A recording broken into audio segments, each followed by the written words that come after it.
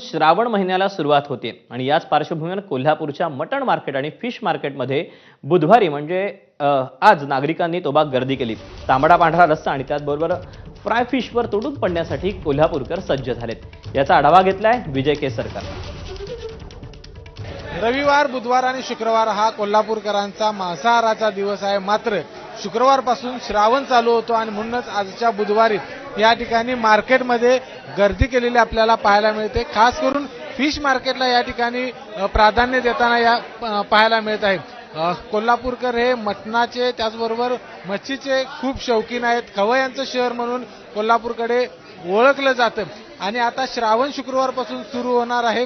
त्यामुळेच आता शेवटचा बुधवार हा मस्त मच्छी असेल, मटण असेल, एक चांगला बेत करण्याचा प्रयत्न आहे तो कोल्हापूरकरांनी केलेला आपल्याला पाहायला मिळत आहे।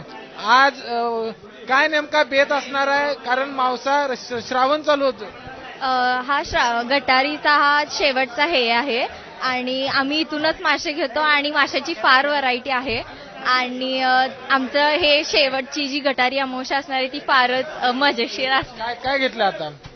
आम्ही ते हे घेतलंय, चणक घेतलाय आणि प्रॉन्स घेतलाय आणि ते काहीतरी आहे कोलंबी वगैरे ते पण घेतलंय, कारण की काही ते खूप व्हरायटी आहे त्यामुळे आम्ही पण जरा कन्फ्यूज आहे। मित्रमंडळींच्या सोबत, घरच्यांच्या सोबत, पै पाहुणे येतात त्यांच्या सोबत या ठिकाणी गटारी अमावस्याचा बेत आहे तो चांगल्या पद्धतीने कोल्हापूरकरांचा होताना पाहायला मिळत आहे। कॅमेरामन निलेश शेवाळेसह विजय केसरकर, एबीपी माझा, कोल्हापूर।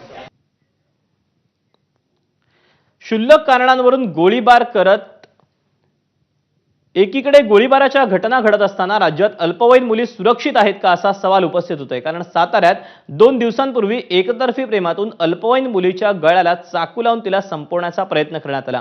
साताऱ्यातील बसप्पा